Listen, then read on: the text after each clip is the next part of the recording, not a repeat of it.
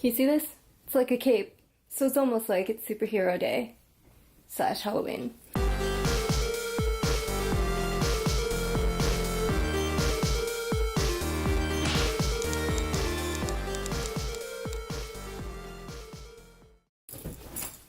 What's up? Something's not right here. Time to geek on. Triforce earrings? Right on.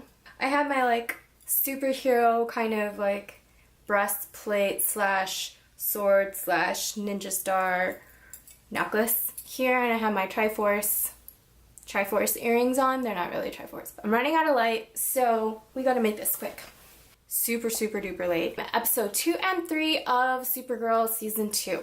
Last Children of Krypton Season 2, Episode 2 of Supergirl. So Clark Kent, aka Superman, and Kara Zor-el, aka Supergirl, are teaming up and fighting crime together as cousins, and they are having the time of their lives. I do have to like talk about like the robbers that they stop in the first scene. It's like they stop the car. If someone can stop a car when it crashes into a person, what makes you think that when you get out and you're going to shoot them with bullets? Like, bullets? For real? Stupid.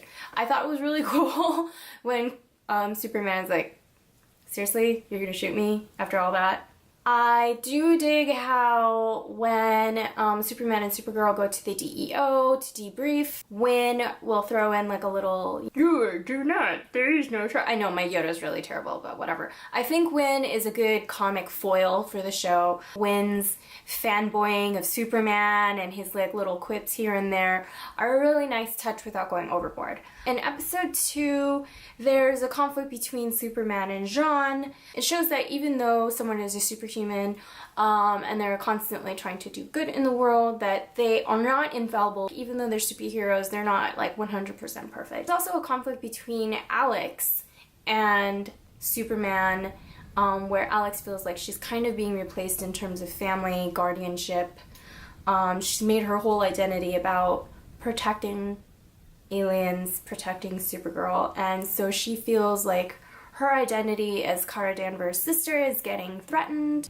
Virgin Mimosa, y'all. So I also found it interesting that Calista Flockhart is leaving the show. They moved the show's production to Vancouver so that it could be where The Flash is filmed and where Arrow is filmed and all that stuff. I feel like her like bitchy kind of mentorship was a major role in season 1. I don't think that they're done with that journey yet, so it's just kind of sad to see one of the main characters who really helped shape Kara and Supergirl into who she is leave the show. I also don't think that the James role really qualifies as a proper leader of a journalistic empire. And on that note, I found that Snapper Carr, stupid name, he's kind of a dick. I don't think that he's wrong in the way that he doesn't welcome Kara into the fold automatically just because Kat appointed her to that department.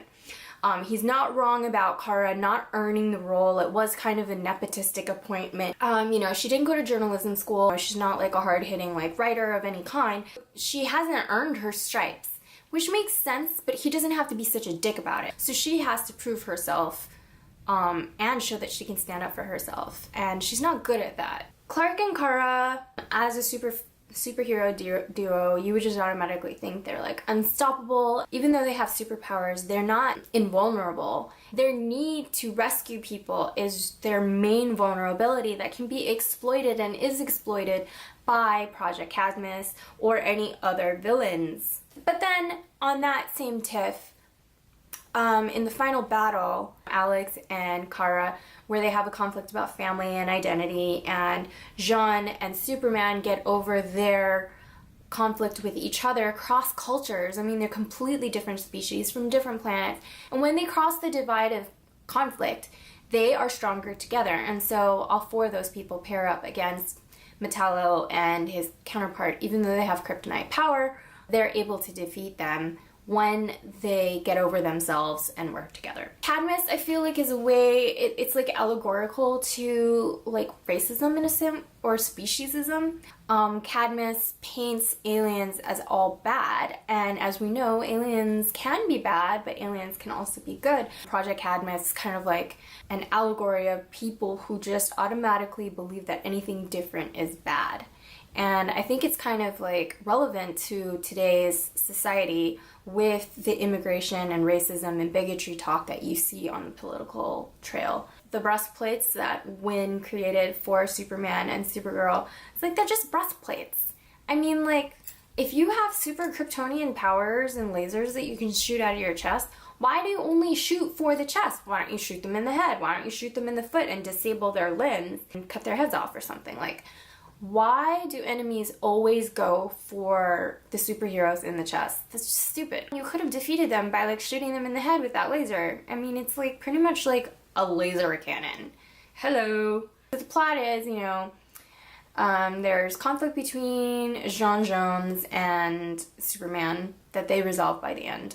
There's conflict between Alex and Kara. She needs to figure out her place in this world, and Alex kind of has that same journey too. And then at the very end, the person in the Kryptonian pod wakes up, and Kara's like, I'm gonna be here for you for no matter what. When you wake up, blah, blah, blah, blah. I know what it's like to be alone.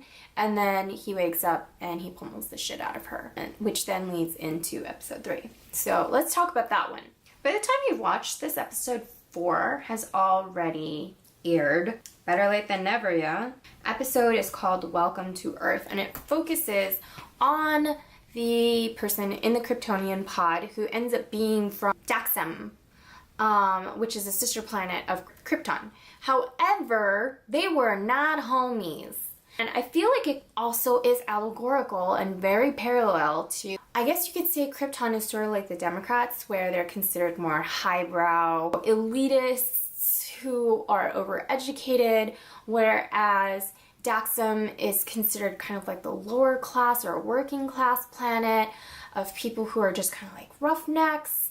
They're uneducated. There's a lot of prejudices between the two planets. They claim that the other planet started the conflict, and there was this huge like interplanetary war between the two, and eventually there's like a begrudging peace, but I think is after like Krypton beat them into submission. Kara reveals that when Krypton was destroyed, Daxam was also ravaged by the explosions and pulsars created by the destruction of Krypton, and there are no Daxamites left. What I thought was interesting was that Kara goes from I'll be there for you to all kinds of bias and prejudgments on you without even knowing that person's story when she finds out that he's a Daxamite. Once he wakes up after kicking her ass, and he flies and he disappears and they can't find him. So Alex stumbles upon a detective who is well aware of aliens, fraternizes with aliens, and she takes her to this alien bar, and Alex kind of like pummels information out of one of the bar goers there. This guy from Daxam finds a lab with a satellite to transmit distress calls to Daxam so that he can go home. The female president of the United States is about to sign an alien amnesty bill, and a lot of people are like against it because they are speciesist, they're racist, they don't like aliens.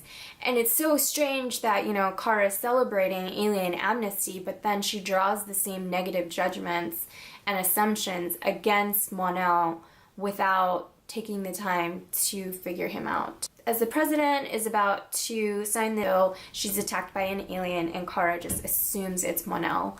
On that note, she interviews Lena Luthor, who has created a alien detection biometric finger scanner. I guess it's kind of like racial profiling in a way. Like, once you find out that a person's an alien, you just automatically draw all kinds of assumptions about that person. I think that there's potential for a girl relationship there, which I think would make this even more of a feminist show. I dig that the cop, Maggie, is a non-white.